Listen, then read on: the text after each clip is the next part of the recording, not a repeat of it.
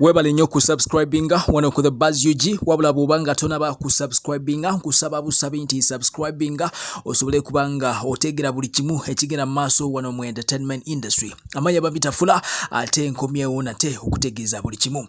Kantandike ne mwana mulenzi Eddy Kenzo. Yes, tukimanyi bulungi nti DJ Jacob Omutuuze yesimbyewo wali ebunamwaya ku chairman LC3 yajide ku ticket eya People Power.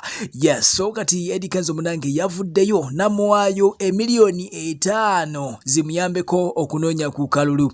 Yes, ngabo kimanyi bulungi munange akalulu sikangu akalulu sikangu munange wabula Eddy Kenzo yagambye nti DJ Jacob kwatayo emiliyoni 5 zikuyambeko okunoonya akalulu. Yes, yavuddeyo nasanyuka nnyo nagamba nti Eddy Kenzo webale taata webale kyonkolide munange.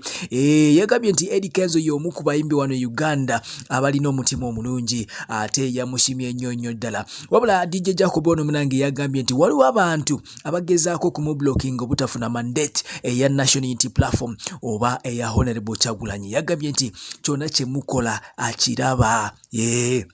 Reports ezo twazifunye nti waliwo abantu abagenze eri ne basasula emiliyoni 9 wabula tekinaba kakasibwa and tujja kubanga tukikuweereza wano ku the Buzz UG wabula kyeno okola subscribinga osobole kubanga otegera buli kimu ekihappeninga mu entertainment industry especially wano Uganda. Amanya bambitafula nja kubanga nkomawo ne story ndala tovaawo.